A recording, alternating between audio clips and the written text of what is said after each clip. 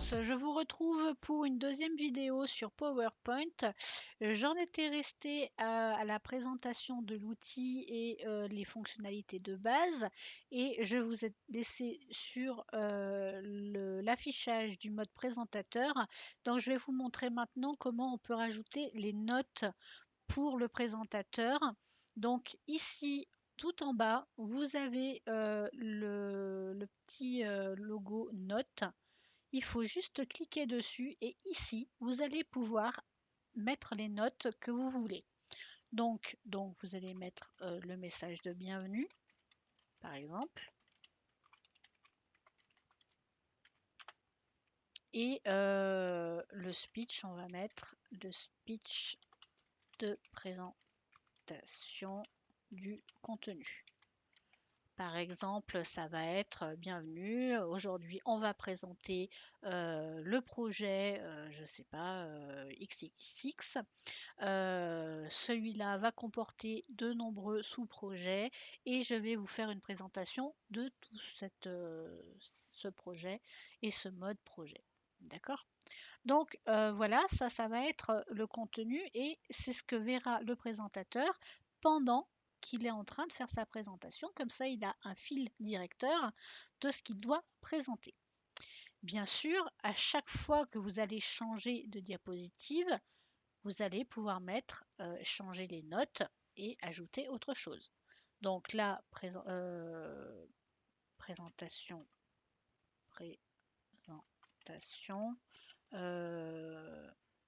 des sous-projets, par exemple. Voilà. Là, c'est l'image. Ici, vous voyez. Et puis après, vous pourrez dire tout ce que vous avez à dire. D'accord? Et vous pouvez le faire pour chaque chose. Donc là, comme vous pouvez le voir ici,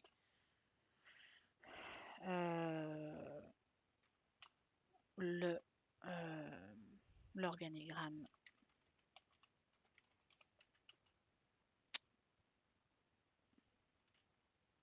des employés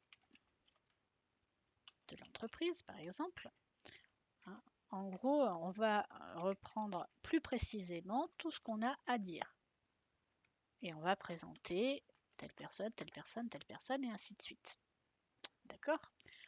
Donc là, c'est pas vraiment une présentation là, hein, parce que je suis allée un petit peu sur des choses génériques.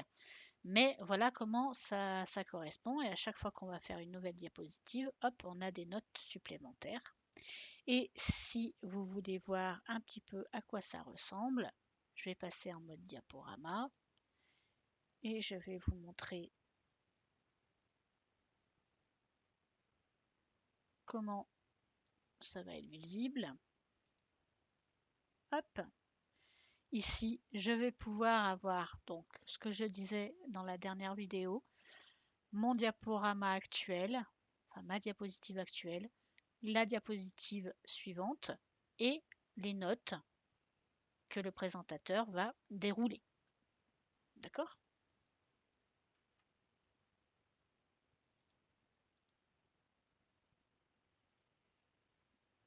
Hop. Donc, ça, c'était pour mettre les notes pour la version présentateur. D'accord? Je pourrais revenir sur quoi? On va aller un petit peu dans les animations. Oui, on va repartir un peu sur les animations. Par exemple, on avait mis une animation sur cette image. Là, on peut aller un peu plus en avant, c'est-à-dire qu'on peut faire soit au clic, soit après la précédente, soit avant la précédente. Alors là, vu que c'est la première diapositive, il n'y a rien, donc on va rester au clic, d'accord? Mais on pourrait, par exemple, là c'est sur une seconde, on pourrait faire durer l'animation, par exemple, 3 secondes, ou même, allez, 5, comme ça ce sera vraiment visible, d'accord? Et on pourrait mettre un délai pour que ça commence. au lieu que ça soit au clic, ce serait au délai.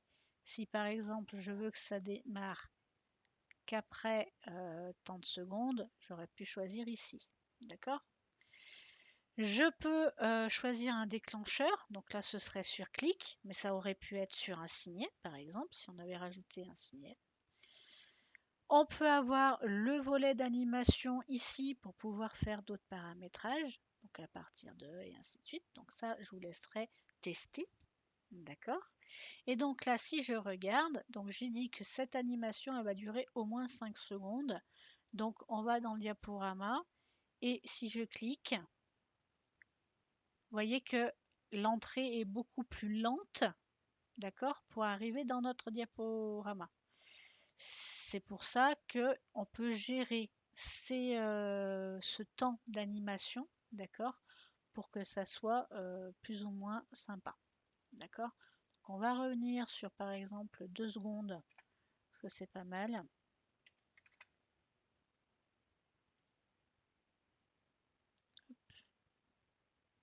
Bon, on va redescendre. Non, c'est plutôt l'inverse.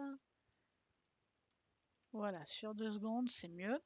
Voilà. Qu'est-ce qu'on pourrait dire d'autre? L'affichage. On peut gérer aussi les modes d'affichage. Là, par exemple, j'ai mes diapositives et j'ai ma diapo elle-même. J'aurais très bien pu le mettre en mode plan. C'est-à-dire que je vais pouvoir avoir mes diapositives ici, en tout petit, mais là, je vais pouvoir avoir l'affichage des notes directement. Je peux avoir en trieuse de diapositives et là voir que d'abord les diapositives et quand je clique dessus, je vais pouvoir avoir mon mode plan avec ma diapositive, mes commentaires, mes notes. D'accord? Je pourrais l'avoir en mode page de notes. Donc là, c'est par exemple ce qu'on va vouloir imprimer, si on souhaite l'imprimer, par exemple. Ou en mode lecture, c'est-à-dire qu'à chaque fois que je vais cliquer, je vais avoir les pages d'après et ainsi de suite. D'accord? Ici, vous retrouvez ces modes ici. D'accord? Donc, si je veux le retrouver en mode comme ça, ou en mode comme ça, ou en mode liseuse, voilà, je peux choisir ce que je souhaite. D'accord? On va revenir en mode normal parce que c'est souvent comme ça plutôt qu'on utilise l'application pour la création en tout cas. On pourrait faire afficher une règle.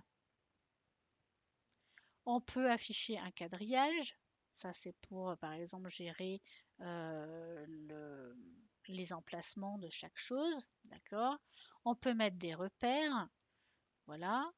On pourrait voilà, faire pas mal de choses. On peut mettre gestion des couleurs. On peut faire une nouvelle fenêtre. On peut avoir plusieurs fenêtres en cascade. Et ainsi de suite. On peut même créer des macros un peu comme dans Excel et dans Word pour pouvoir faire des automatismes. Alors là, c'est vraiment du avancé, d'accord? On n'ira pas jusque-là. Donc voilà, tout ce qui est ici, c'est la disposition. Là aussi, on pourrait choisir pour cette nouvelle diapositive, par exemple, j'ai envie de choisir telle configuration pour mon texte. Je pourrais choisir plutôt ça si j'ai envie. Là, on peut choisir la disposition de ce qu'on veut présenter. Je veux par exemple ajouter, alors on va revenir dans les ajouts parce qu'on peut rajouter des choses plutôt sympas.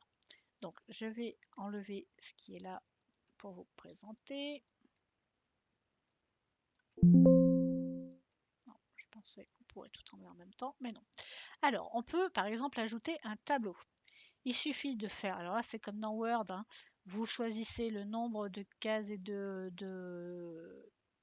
colonnes, de lignes et de colonnes, et ça va vous créer un tableau. D'accord? Après, vous pouvez remplir ce que vous voulez. Vous pouvez également insérer un graphique. D'accord? Par exemple, je veux une courbe secteur. Hop. Et puis là, il va vous mettre un petit fichier Excel où vous allez configurer votre graphique. D'accord? Donc, par exemple, je veux premier trait de bas, les ventes, par exemple, pour ça. Je vais lui mettre les ventes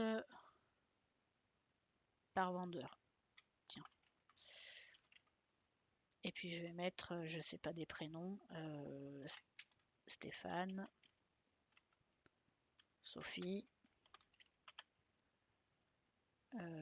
Pascal et Lola, par exemple. D'accord? Et puis, je vais justement paramétrer ce graphique. D'accord?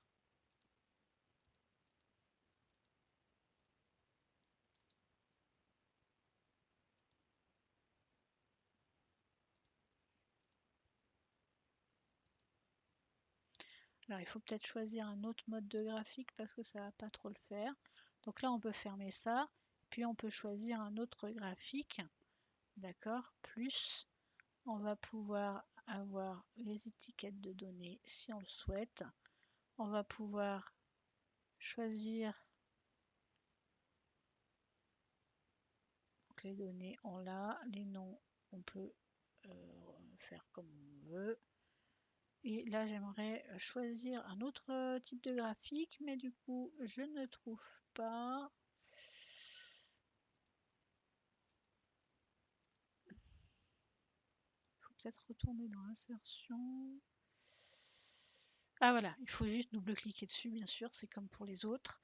Et là, par exemple, on pourrait choisir un autre type de graphique. Là, par exemple, disposition, type de graphique.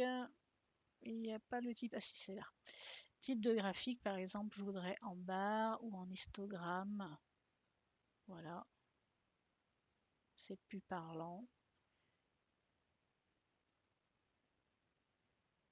Bon, j'ai fait un petit peu n'importe quoi pour le fichier Excel, mais bon, c'était dans le but.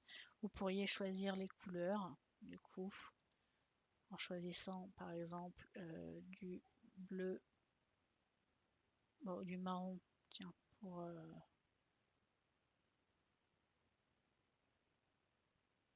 ça me plaît mieux. Style, on pourrait choisir un style comme ça si on souhaite. Voilà, après vous choisissez, c'est comme dans Excel, d'accord, pour pouvoir créer un graphique. Hop, je vais déplacer, je vais mettre cette diapo ici et puis on va continuer et puis on va essayer d'insérer d'autres choses par exemple. Donc insertion, qu'est-ce qu'on pourrait faire d'autre? Le Smart Art, on l'a testé. Le graphique, on l'a testé. Les modèles 3D. Alors tiens, je vais vous montrer un modèle 3D. C'est plutôt sympa. Par exemple, on va choisir, je sais pas moi, tiens, un oiseau. Hop.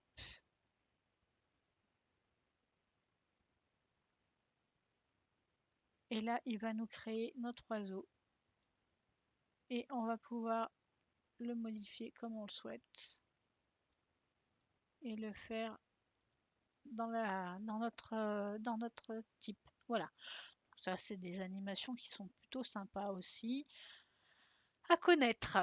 D'accord? Donc les images, on a fait un album photo. On pourrait rajouter un album photo. Alors on va tester parce que je n'ai jamais fait. Donc il faut d'abord insérer des fichiers d'une image, insérer une image à partir d'un fichier. Donc là, il faudrait aller chercher donc des images. Alors moi j'en ai pas, je crois. Donc on va peut-être pas faire comme ça. Est-ce que oui, en fait oui, il faut d'abord avoir ses propres images, forcément. Bon, on va essayer avec quelques images. Est-ce que j'ai quelque chose par là? Ça va être plutôt là, des images. Par exemple, on va mettre des paysages, tiens. Allez, on va toutes les choisir, insérer. Et donc là, il va nous faire un petit diaporama. Alors, je pense qu'on peut renommer, ou alors il faut renommer les images. J'espère qu'elles ne sont pas visibles. J'avoue que je ne sais pas. Et donc, ça va nous faire un petit diaporama, j'imagine. D'accord, ajuster à la diapositive. On va laisser comme ça. On va voir ce que ça donne, hein, parce que j'ai jamais créé. Et on va tester. Donc là, ah oui, d'accord.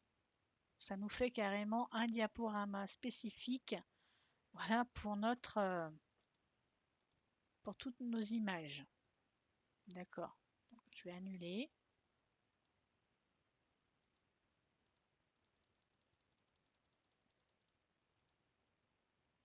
Alors, je vais fermer parce que du coup, ça efface tout ce qu'on a fait, hein.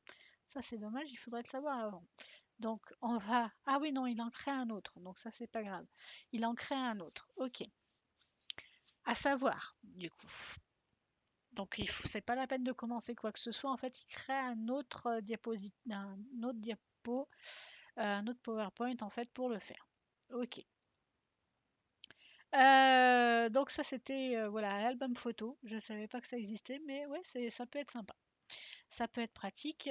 Il faut voir aussi si on peut paramétrer, par exemple, plusieurs photos sur la même diapositive et choisir des emplacements différents pour pouvoir mettre des textes et ainsi de suite.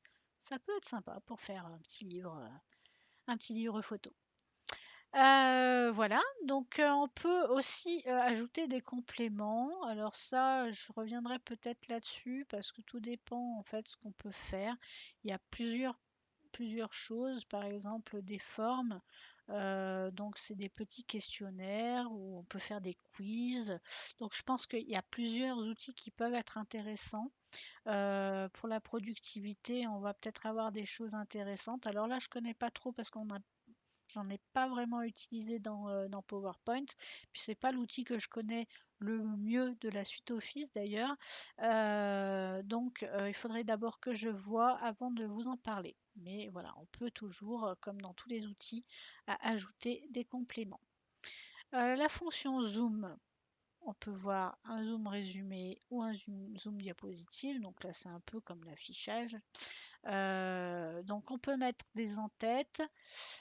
On peut mettre voilà, des dates et heures pour que ça s'affiche automatiquement et ainsi de suite. On peut enregistrer l'écran. Alors ça, c'est pas mal aussi quand on veut faire une petite vidéo présentation comme je viens de faire. Alors, il n'y aura pas forcément le son du coup, mais si vous voulez montrer quelque chose dans votre diapositive, vous pouvez le faire. C'est un truc à tester. Donc les conceptions, on l'a vu. On peut changer la taille de diapositive. Je crois que j'en avais déjà parlé. On peut voilà, revenir dans le concepteur ou dans l'arrière-plan. Au lieu de faire un clic droit, vous pouvez le faire ici dans conception. Les transitions, j'en ai parlé. Là aussi, on peut gérer soit du son, d'accord, à la transition, soit le temps de la transition. On peut appliquer à toutes les diapositives en une seule fois, c'est-à-dire que si je choisis une transition pour passer de l'une à l'autre, je peux choisir appliquer partout et ça va le faire pour toutes les autres. D'accord? Ça aussi, c'est pour un gain de temps, c'est pas la peine de tout recommencer à chaque fois. Pour les animations, on est déjà venu dessus. D'accord. Voilà, diaporama, là c'est pour savoir, pour configurer en fait le diaporama. Donc là on a plusieurs choix. Donc présenté par un présentateur, visionné par une seule personne et ainsi de suite. On peut avoir des paramètres supplémentaires. Donc là je vous laisse aller juste cliquer aussi à partir de diapositives actuelles. Donc on peut commencer le diaporama si par exemple je suis là et je veux commencer le diaporama à partir de cette image-là, je peux très bien le faire. Je peux vérifier le minutage aussi si je veux configurer pour pas que ça soit au clic mais que ça soit au bout de temps, de minutes. Je veux que après 5 minutes par exemple, donc le temps de ce que j'ai à présenter, que ça passe tout de suite à la diapositive suivante. Je peux configurer le temps. D'accord, donc je peux vérifier les minutages. D'accord. En fait, c'est celui qui présente peut déjà préparamétrer ce genre de choses. Enregistrer. Alors, vous pouvez enregistrer votre diapositive, donc soit en ayant un aperçu, mais vous pouvez exporter en tant que vidéo. C'est-à-dire que vous pouvez créer donc tout votre diapositive et puis l'exporter. Et comme ça, vous pouvez le mettre par exemple sur un site internet. Et puis les gens vont le voir directement en vidéo. Ça peut être sympa aussi, suivant les besoins. Et dans les révisions, alors là, c'est pour tout ce qui est langage, pour tout ce qui est voilà, les accessibilités. Vous pouvez mettre des sous-titres, vous pouvez faire plein de choses intéressantes aussi. Vous pouvez ajouter des commentaires et les afficher. Voilà. Et donc dans l'affichage, je l'avais vu déjà dans la première vidéo ou tout à l'heure d'ailleurs pour la présentation, suivant comment on veut les voir. On peut avoir aussi des masques. Alors les masques, je reviendrai un peu plus dedans parce qu'il faut que je révise un peu. Parce que on peut par exemple afficher sur, vous voulez mettre un logo par exemple, sur toutes les diapositives au même endroit tout le temps. Et bien, vous créez d'abord un masque et puis en fait, vous allez retrouver sur toutes les diapos qui suivent ce même logo par exemple. Donc ça, c'est pas mal. Ou même euh, une, un- une en-tête de document ou un pied de page par exemple. Vous pouvez les rajouter dans les masques. D'accord. Alors ça, je vous dis, hein, je reviendrai vraiment là-dessus un peu plus longuement parce que ça, c'est vraiment la fonction de masque, c'est super intéressant.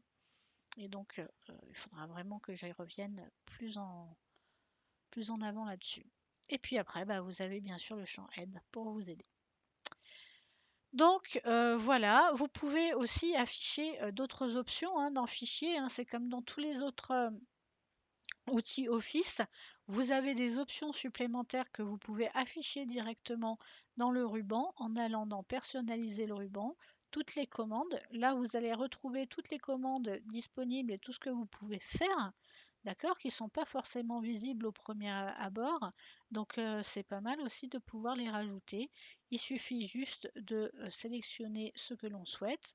C'est pareil, je pense, pour les onglets. On a des onglets, mais il y en a il y en a d'autres, d'accord? Et vous pouvez les rajouter. Par exemple, là, l'outil dessin n'y est pas. Si je clique dessus, il va se rajouter. L'outil développeur également, si on veut, par exemple, mettre des choses à cocher, des choses comme ça. Et si je fais OK, bien sûr, on va retrouver les nouveaux onglets, d'accord, à cet endroit. Et donc, vous avez d'autres outils disponibles. D'accord? C'était dessin tout à l'heure, donc voilà, vous avez aussi des outils dessin. Par exemple, si je reviens sur celle-là et que je veux faire un dessin, voilà, je peux dessiner dans ma page, d'accord? Je peux voilà, utiliser les outils gomme, là par exemple, un autre feutre. Je peux choisir, j'imagine, les couleurs. Alors ça, il faudra regarder, mais je crois, voilà, c'est là. Et je peux choisir d'autres couleurs comme je souhaite. Donc je peux faire du dessin, d'accord? Je peux mettre des entrées manuscrites. Alors là, bon, j'ai pas d'écran dynamique, donc ça va être un peu compliqué. Je peux sélectionner le lasso, je crois que c'est pour sélectionner une zone, par exemple. Voilà, je peux mettre des maths. Alors ça, entourer une formule mathématique manuscrite. Ouais, donc là, il faut pouvoir manuscrire quand même. Des formes. Donc vous voyez, quand vous passez la souris, vous avez l'information de ce que ça fait. D'accord? Donc ça, voilà, à voir, c'est à tester.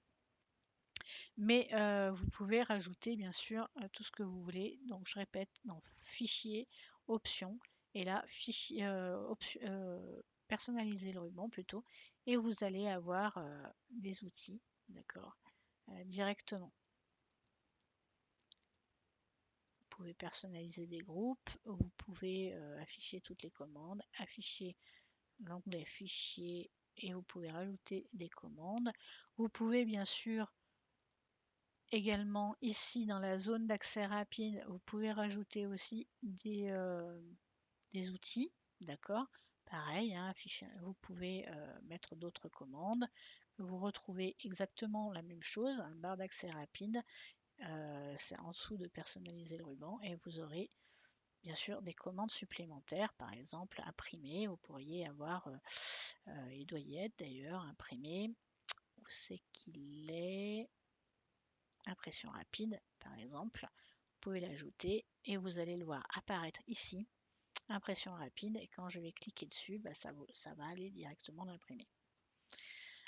Sur l'imprimante par défaut par exemple, là c'est du impression rapide, c'est pas du fichier et imprimer, et puis après on a le choix de choisir la couleur et ainsi de suite. Ok, voilà, je vous laisse pour cette petite vidéo et je reviendrai plus tard pour cette fonction calque qui est plutôt intéressante à créer. Voilà, bonne journée, au revoir.